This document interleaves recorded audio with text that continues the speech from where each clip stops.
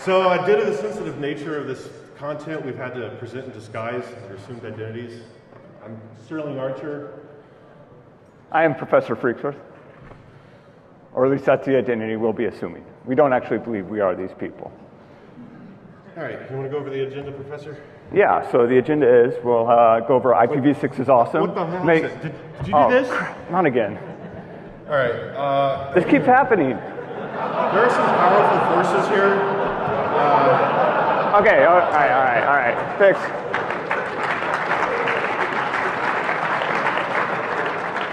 All right, first we're going to go over what makes this theory plausible. We have to have a good foundation of this conspiracy. We're going to go over the lies, the technical truth. We had a part, but somebody in our organization sold us out, so we had to redact part of it. It was kind of shocking anyway. We'll go over some of our research results we can cover, the full truth behind IPv6, the resistance and how you can help, and then we'll do questions and probably more likely flee. So what makes this theory plausible? The need for IPv6 is agreed on by way too many people. Even Congress agrees on the need for IPv6, which makes it completely suspicious in our minds. People in power generally are out to get you. And we have a shadowy enemy with a hard-to-prove existence, which is key for any conspiracy theory. We've also conducted extensive international research, put in long hours traveling around. So another thing that we've done is research to provide some evidence that this is personally what I've been working on. I've collected a lot of data about subdermal messaging. It's been hidden. Wait. You mean subliminal messaging? Well, they're basically the same thing. No, they're not. Subdermal means below the skin. Okay, well, maybe. We shouldn't be arguing about semantics up here on stage. Semantics, they're completely different. God damn it, your illiteracy has screwed us again. Maybe we should skip the next few slides then. All right, well, moving on. We've got something else that's key for any good conspiracy theory, blurry pictures of people. In this case, the Queen of England. No, for the record, I don't think this is the Queen of England. I think it could be anyone. I assure you, the professor collected, and he's a little crazy. All right. The lies. There are a lot of lies. IP4 address exhaustion is ridiculous. We're going to prove that's completely false. The idea that NAT will not work as a solution has been proposed by NIST. Again, a lie.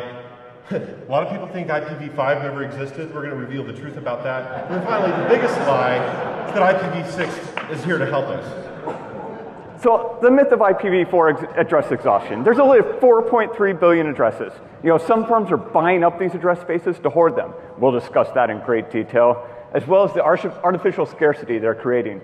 And I made a little pie chart here of our estimated IPv4 usage, what's actually in use and what we suspect of being hoarded. Most of it. We've also run into the argument that NAT won't work, that NAT isn't good enough. It wasn't designed for production systems and the internet and how much traffic there is. Well, it wasn't designed to post pictures of your cat either, but you're still going to do that. Or your mom. Yeah, well, hey. There's no true peer-to-peer communications. There's no dynamic configuration. So what? The real reasons, NAT is private. Keeps people, keeps activities private. They're less able to track you across different networks. IPv5 never existed. These claims are completely false. It provided a secure, private, anonymous communication system. It was awesome. Of course, all the known designers are missing, and researchers we had looking into reproducing this protocol have been injured severely. Tragically. And we also have, IPv6 is here to help with privacy, privacy addresses. That IPv4 devices would use DHCP from moving from network to network. That keeps, you get a new address every time. That seems ideal. Why wouldn't you want that? IPv6 device have an interface identifier, based on the MAC address of your device. The alleged solution is the privacy extensions that are for stateless addresses and automatic configuration IPv6. Of course, this is only if a bunch of other devices have IPv6 on that network. If you have very small networks, they're going to track you across them, and that's exactly what they want. The real concerns, these small networks allow that. administrators want to track you in case you do something bad, like give a talk on how they're trying to take over the world. And now we're going to go on to the technical truth. So, IPv4 has 4+ billion addresses. That should be plenty. The address blocks are handed out inefficiently. We should let the free markets decide. Hoarders should be punished. And we have a sliding scale for this. And not every punishment is appropriate. So there are 4,294,967,296 addresses out there. Efficient distribution would result in plenty of space. Millions and millions of addresses could be freed up that are technically exhausted. And we're going to go over how that is. They're they're given out inefficiently. So there's Class A, Class B, Class C. 3 options is not market efficient. What's even more ridiculous is that there are 26 letters in the alphabet. Why the IETF could not use all 26 is ridiculous. We should just When did you put that in there? No, there are 26 letters in the alphabet, right? All right. Move on. All right. All right, so I made up this nice bar graph or line chart, which is, helps add legitimacy to our claims here of what we believe the hoarding scale looks like.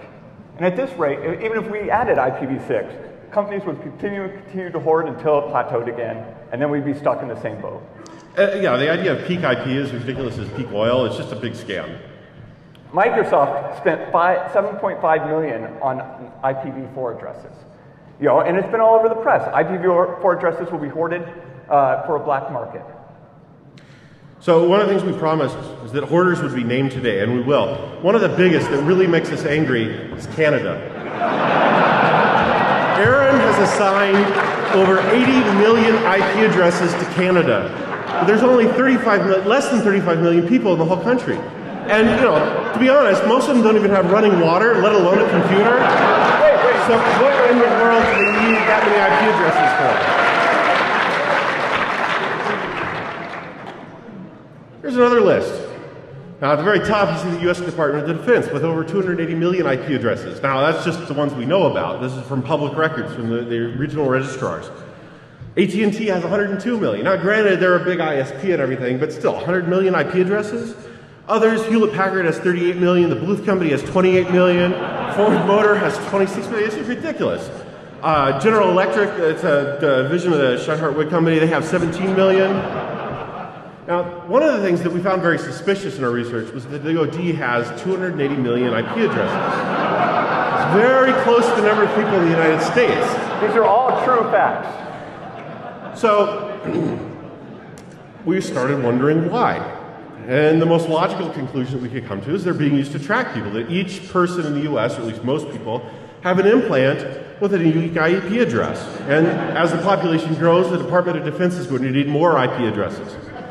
So we enlisted one of the professor's graduate students and took some imaging of their skulls. And at first it looked pretty normal, but if you notice the lower right quadrant, there's a bit of a shadow. And we inspected it. We managed to extract a device from the patient that was a small little chip that had been embedded into their head. Now, unfortunately, the person died, and we weren't able to figure out what exactly it was for. We think that it probably released some poison or something, and that's why the person died. We're pretty positive we figured it out and can remove it safely. So if you'd like to be checked, I have a van out in the parking lot. I'm providing that service plus many other medical procedures. I strongly recommend that you do not go out there. He has no qualifications at all to do this. That van is basically rolling probable cause. I would not get even within 100 yards of that. So we also did an IP address audit. We wanted to see, where things were distributed. In addition to the hoarders, we wanted to see where everything was allocated.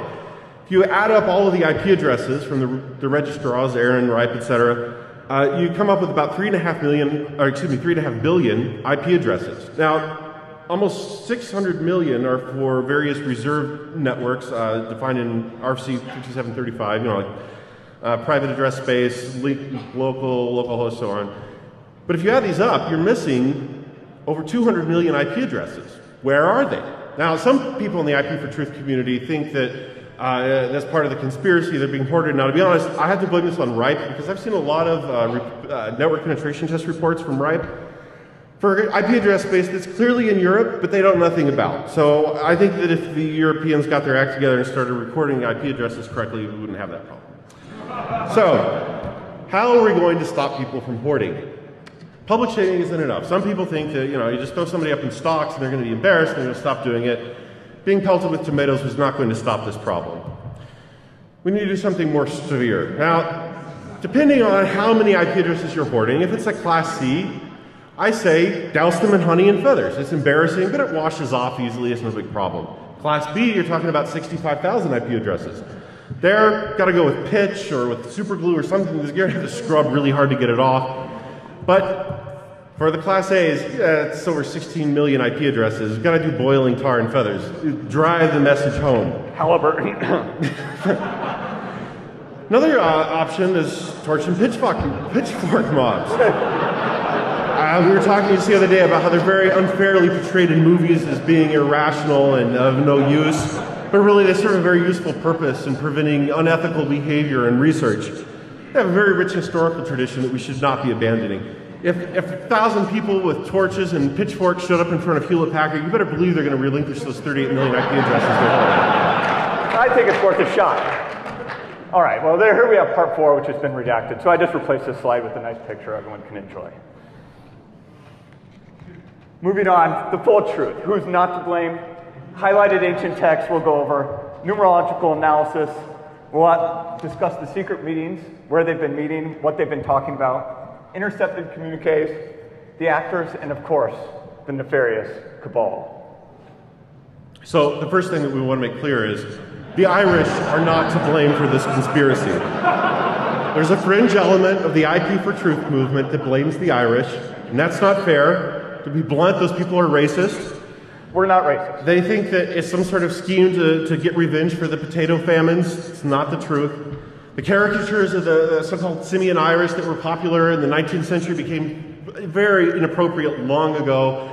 It's a shame that some people in the IP4 Truth movement are trying to resurrect them. And really, we shouldn't be judged on the fringe. Every movement, every truth has some sort of fringe element that is crazy. We're not crazy. Please don't judge us by the racists. So there's a number of prophecies throughout history that have foretold the damage that IPv6 would do to our world and how IPv4 is really good. We're going to talk about the Tatara tablets, which are some of the earliest forms of human writing from 5300 BC. We're going to go over Mayan text from 250 AD, which is the very end of their civilization, probably not a coincidence. There's a Mongolian prophecy from the 12th century AD. And then finally, we're going to talk about a Portuguese prophecy. That's a little complicated. You'll see in a little bit. So this is a Tatara tablet. You can go look it up on the internet, some of the earliest form of human writing that's known. And it's been analyzed by archaeologists for a long time. It's a little hard to see in this. It's 7,000 years old. So this is a black and white version that's a little easier to read. Now, archaeologists have been able to analyze this compared to other cultures in the same area and whatnot. It's from what is now Turkey. In the lower left-hand quadrant, they've identified these symbols, these pictographs, as corresponding to a time of plenty, where the crops were good and hunting was good and whatnot. The lower right-hand corner is a time of death, where there was fires and starvation. To be honest, I don't understand how that works, but I'll trust the archaeologists. One thing they've always been puzzled about, though, is that the top, on the left, associated with the good times, was 4 hash marks, and on the right, associated with the bad times, is 6 hash marks. Now, this is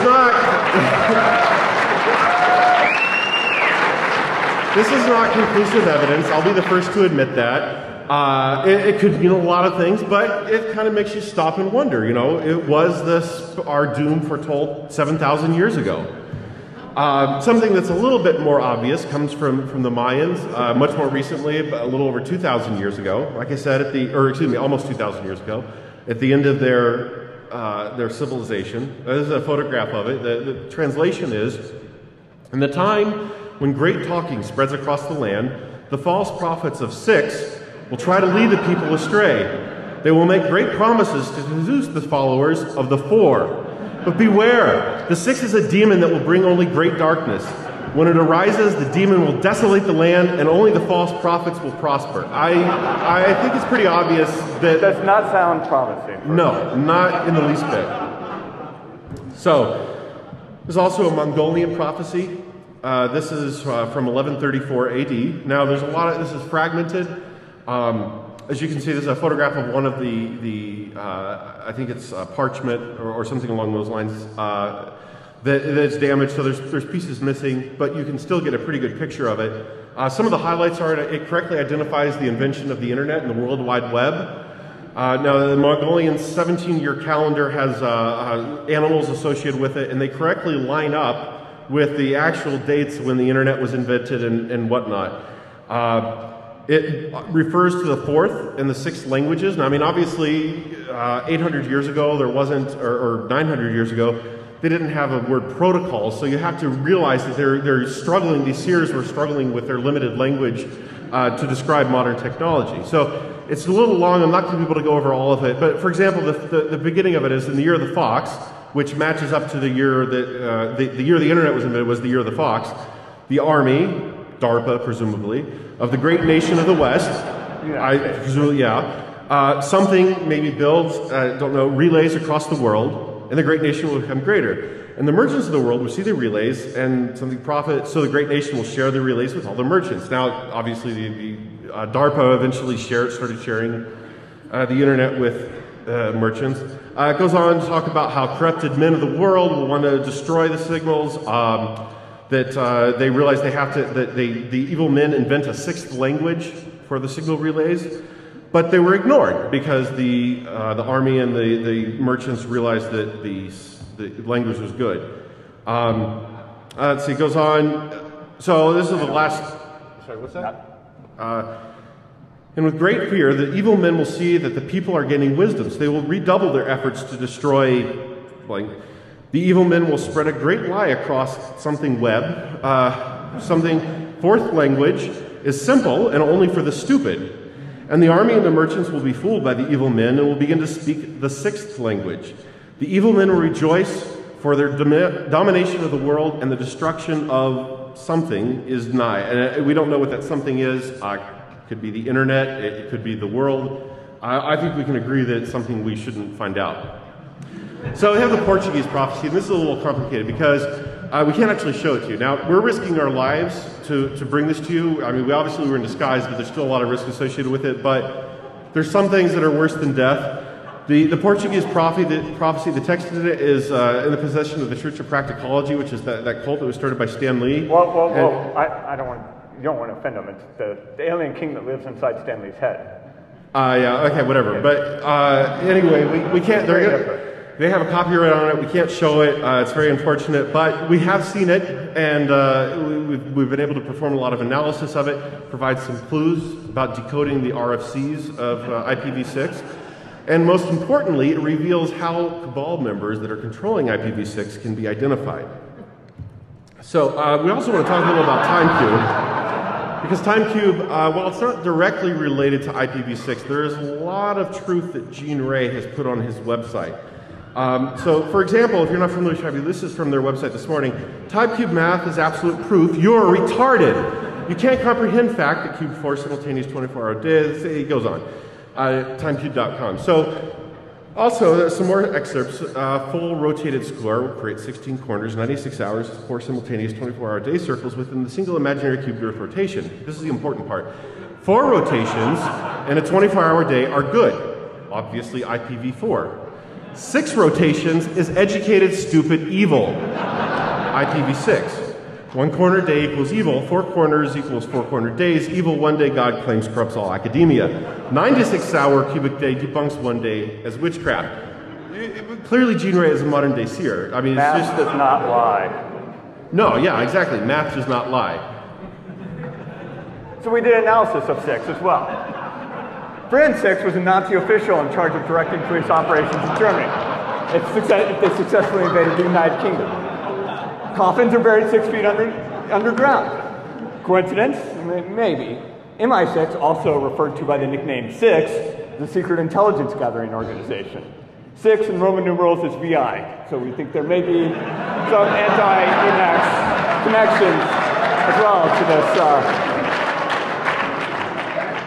We also did some further studies. Area 51, 5 plus 1 equals 6. The Mayan prophecies again. The world's supposed to end on 1221. 1 plus 2 plus 2 plus 1, 6. 666. Obviously. 360, yeah. And again, another number in nature. Divided by 6 equals 60. Divided by 6 equals 10. Divided by 2 equals 5. That makes no sense. Oh, okay. sorry. Yeah. All right. 6 plus 6, 12 signs of the Satanic Zodiac. The prisoner was number 6. Are you ready to pick up again? I think I can. Okay. Okay, as a perfect number, 6 is related to the mezzanine prime 3, since 2 times 2 squared minus 1 equals 6. The next perfect number is 28. It speaks for itself. This is you again. Okay, why are all public versions of IP composite numbers? Obviously, not a hatred of even numbers, since there wasn't, a 2 wasn't used either. But we have IPv4 to IPv6. What's wrong with prime numbers?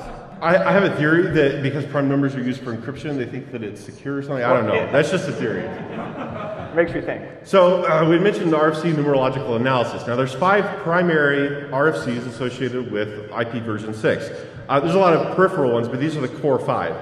So if you take the numbers of those RFCs and then look at the differences between the numbers, while they're incremented, you come up with 4. Now clearly 2635 is a little bit of an anomaly, and we had to think about this one for a long time, but if you drop the 2 off and reorder them, it makes a lot more sense. So we're able to extrapolate this out into an equation. It was a little complicated, and from that equation we were able to obtain the whole sequence. Now this is just what we can put on the screen. There's obviously, it'll go on to, ad infinitum. Once you take these numbers and put them into, or extract the characters from RFC 1883, the original IPv6 specification, you come up with the text.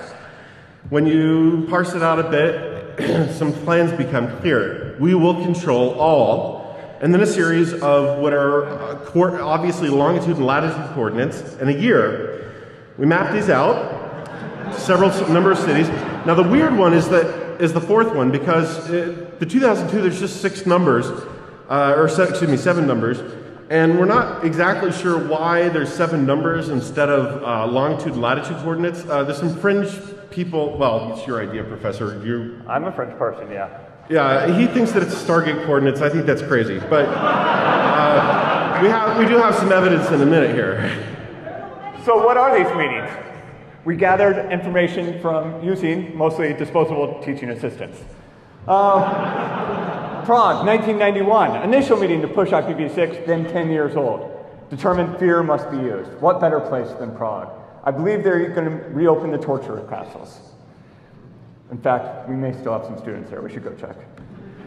London, 1996, second meeting to push IPv6, then 15 years old. Capital is needed to acquire resources and create an artificial scarcity.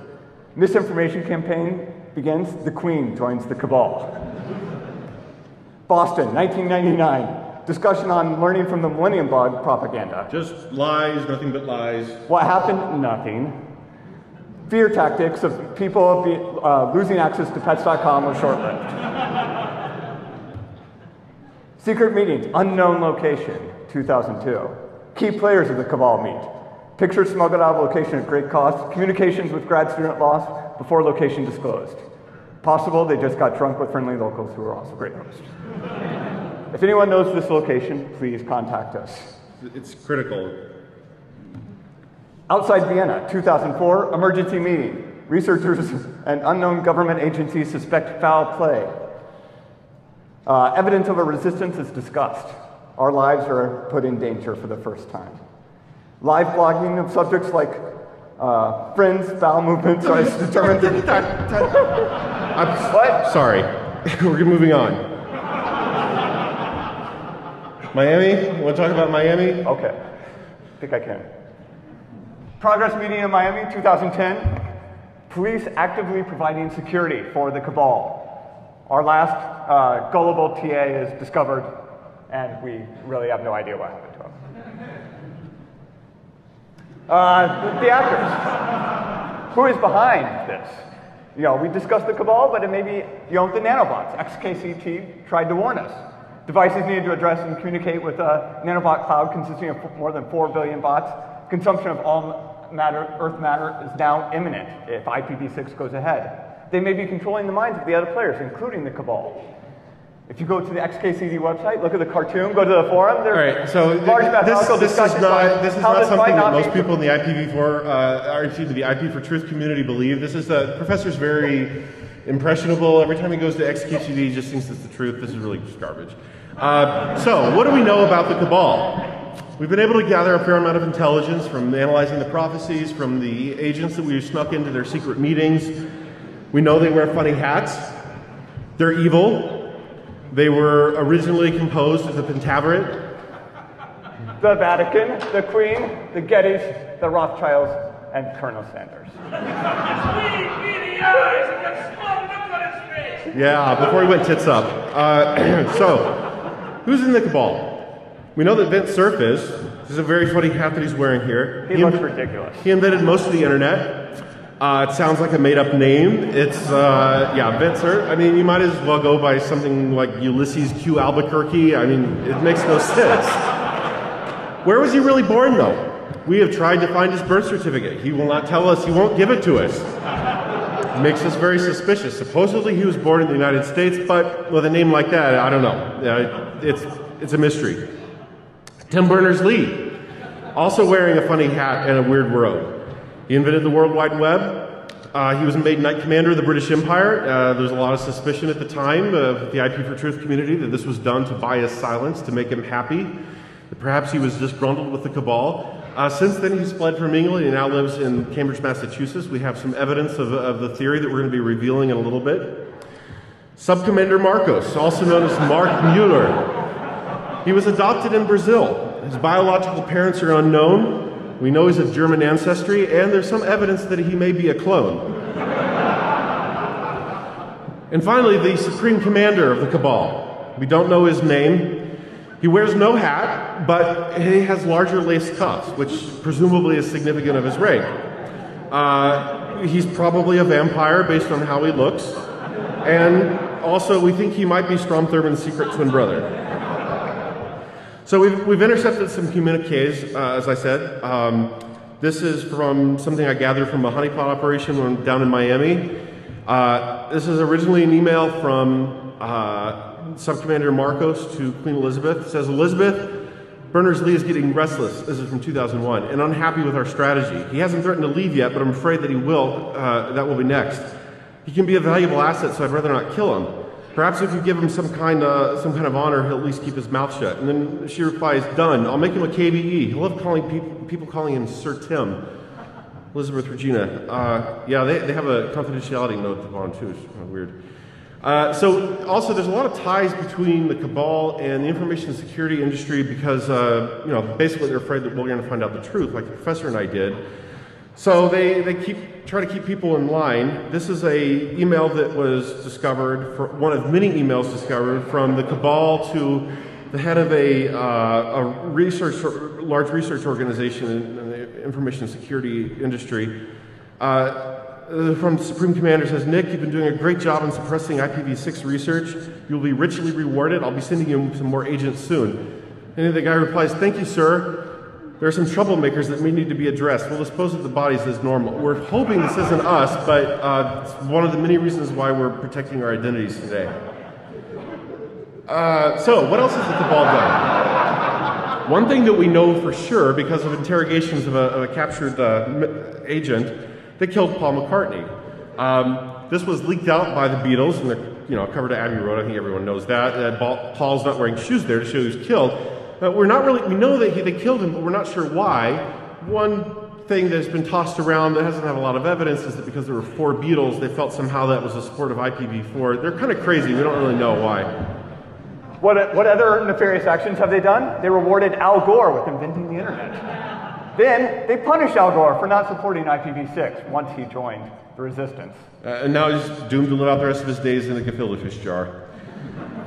Other actions? Wait. Sterling Archer. What the hell? That was told to you in confidence. We have to get the truth out. They also killed his cat Schrodinger. I'm also gathering a lot of evidence that the TSA, I think we know who controls the TSA, stole one of my socks on the way here. So, what other initiatives is the Cabal undertaking? Well, this is something that has Cabal fingerprints all over it. This is an article from the Telegraph in 2007. Scientists develop remote-controlled pigeon. Why would they want to do this? Well, that's what the professor and I were wondering when we first saw this. And basically what we've decided is that the experiments on the birds are multi-purpose. One, this is tied to some brain monitoring, controlling efforts that we'll be discussing in more detail later. And it's also tied to advanced implementation of RC 1149. Now, obviously, there's some serious ethical considerations with experimenting on animals. Ignoring the serious ethical considerations, we have the obvious violation of international bird law. They're using a land-based bird, which is illegal, which we then decided to use a seabird, which is totally illegal. Pigeons are legal tender in many countries. So the professor and I pondered what to do about this, and we came up with a solution. Pigeons are very hard to catch. This is some documentation from one of our early experiments. It was very promising. We trained a pelican to deal with a pigeon threat.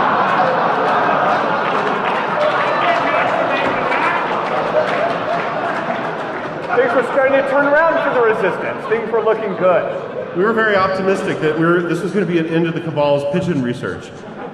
Unfortunately, one of our agents was involved, took a video at a cabal training facility and smuggled this out to us. This was just heartbreaking.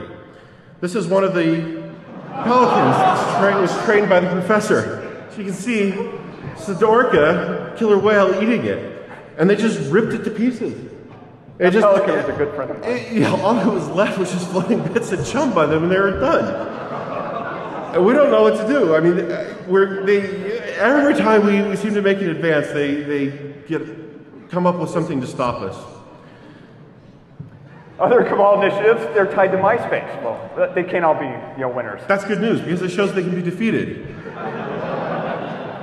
They funded research of the brain monitoring technology, implanted electrodes, fMRI, etc. So what's in the future for the cabal? Well, monitoring all IPv6 communications is pretty clear. I mean, if they control the protocol, they can monitor whatever they want. They can also implant thought monitoring chips into every human. That was one of the main purposes of the pigeon experiment. We have strong evidence that, unfortunately, we're not ready to reveal yet, that IP version 7, or version 8, depending on what they go with, it's not really clear depending on your prime number conspiracy. Right, exactly. Prime composite, that it's going to support thought control tips, which is just horrifying. So the question that we have next is this just the tip of the iceberg? The conspiracy goes much deeper. What else are they going to be doing? It's terrible. We have CIA, NSA roundups, the need for anonymity, avoiding social networks, Face Plus, distributed cell structures. First, the CIA, NSA roundups. There's a suspicious absence of anti-IPv6 groups. Of all the protest groups out there, why not any anti-IPv6 ones? Why is it just us? Doesn't make any sense. They have not yet denied, internment camps for IPv6 resistance. We haven't really asked them just to be on the safe side. Yeah, we don't want to do ourselves. Seems needless. Okay. Would we dress like this if it wasn't required? Yeah, our corporate overlords did not fit the bill. We had to buy these disguises ourselves because they're probably part of the conspiracy. Also, I took this hotel from my hotel room. There are black helicopters flying around Las Vegas. And I called down to the front desk, and they insisted that it was just tourists, but I think that's baloney. I mean, clearly they're monitoring me. The need for anonymity. We're going to use a Guy Fawkes mask here, but that's sort of been ruined. Oh, sorry. IPv6 forces implementing this technology in no small part to track you. We've covered the privacy concerns, but additional steps need to be taken. Tor may be comprised of powerful NSA networks. It will be, yeah. Avoiding social networking. Voluntary tracking of social activities seems harmless enough, but tying social network profiles to IPv6 addresses, which are tracked from network to network, eventually no anonymity. Doesn't matter which Face Plus service you use. So avoid social networking. Most of the groups and clubs you see on Facebook about opposing IPv6 are just traps. I mean, to be honest, only a moron would join something publicly. We did not start that. No, this is probably run by the cabal or some agency they control. Anyone that joins it's going to be monitored and eventually rounded up for an internment camp. The most damning evidence, Face Plus didn't invite us to their speaker party. Clearly they're afraid of the truth. You can't explain that. Go ahead. So one of the things that we suggest for keeping the resistance strong is to use a distributed cell structure. It really gets a bad rap because of its use by other less honorable organizations. Make sure that the cell members aren't federal agents. That's really important. Or cabal agents, even more important. Don't trust anyone. Probably the safest cell structure is just a cell of one. Now, I did some research on distributed cell structures, and it's really kind of confusing. I don't really understand what these are supposed to be. That doesn't make any sense at all. Well, I know, I agree. So, like, I pulled these off of Wikipedia, and I don't understand how it works. But probably being in a distributed cell is the best way to avoid being killed. So why did we do this? The truth must be told. The cabal must be stopped. They're evil. Also, only animals wait in line for 2 hours for badges.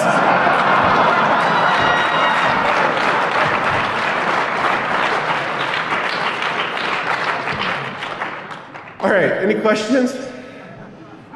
All right, we are leaving it. Oh, yeah, question, yes. Are you sure that your cat Schrodinger is dead? Yeah, I opened the box. I did, I destroyed the state, the wave state. Anyone else?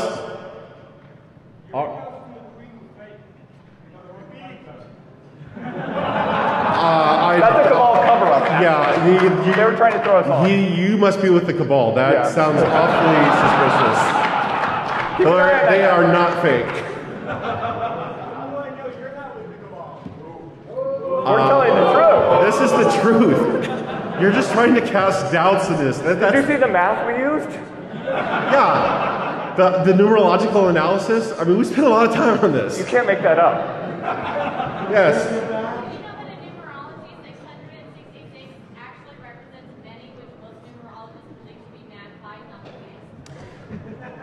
Well, the professor did that.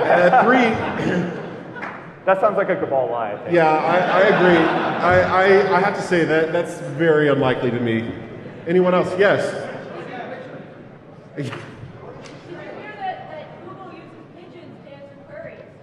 That is also a violation of protocol. Yeah, it is. It clearly, and it's evil too. Yes.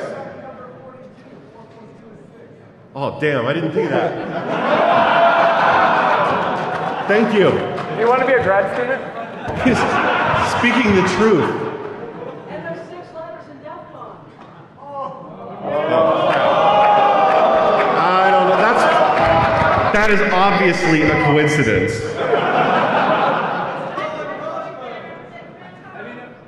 Yes. So what's that? Not from us, but you'll be doing a good deed. The question is if you get a t-shirt for spotting the cabal. Just take them back in the alley and beat them. Yes.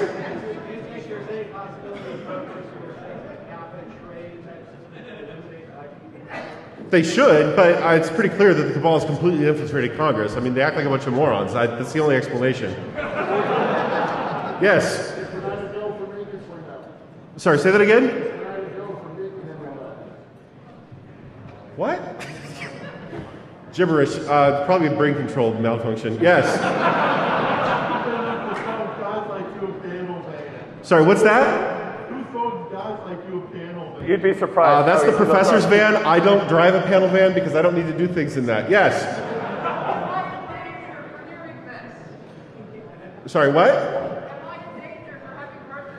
No, there's enough of us here. There's strength in numbers. They cannot kill us all. Well, they could, but it's messy.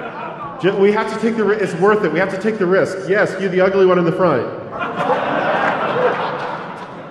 Are the talking heads part of the cabal? Yeah, again, that's gibberish. More brain implant malfunctions. We believe there's a paperwork mistake. Lies, a lot of lies. Yes. Did you notice that the man who took a picture of you earlier was wearing a shirt that said 6 greater than 4? Oh, And then he left. God damn, no. We should have had better security here. Anyone else? Get him! Anyone? Yeah, you can get them at any hardware store. Pitchforks. Torches are harder to find than pitchforks. But you look up on the internet, I'm sure there's a website that'll show you how to make torches.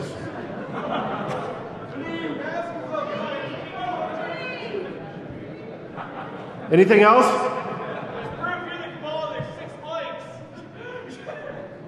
No, that's just proof they're after us. Yeah. That's like leaving a dead horse in somebody's bed. Yeah, or a mannequin's head. Yeah. Pitchforks have 4 prongs. That's why they have a solution. That is true. There are some 3-pronged pitchforks too, but yeah, the 4th ones are clearly what we need for a torch and pitchfork mod. Sounds like a crazy coincidence to me. I don't think that was. Well, nobody asked what you had to say. Yes. How much was your black turtleneck? Well, this was okay, it's hard to say. This is a tactical black turtleneck. This is one of the extra dark ones. It was $700 and well worth it. I mean, I didn't invent the turtleneck, and I don't claim that, but I was the first to recognize its tactical potential. Wait a minute, Steve Jobs wears a black turtleneck. Is he in the resistance as well? No. He's just a tool. Yes. Apple has a Class A network segment. They really do. Why are you using an apple? It's not my choice. Okay, anyone else? All right, thank you very much. Be careful.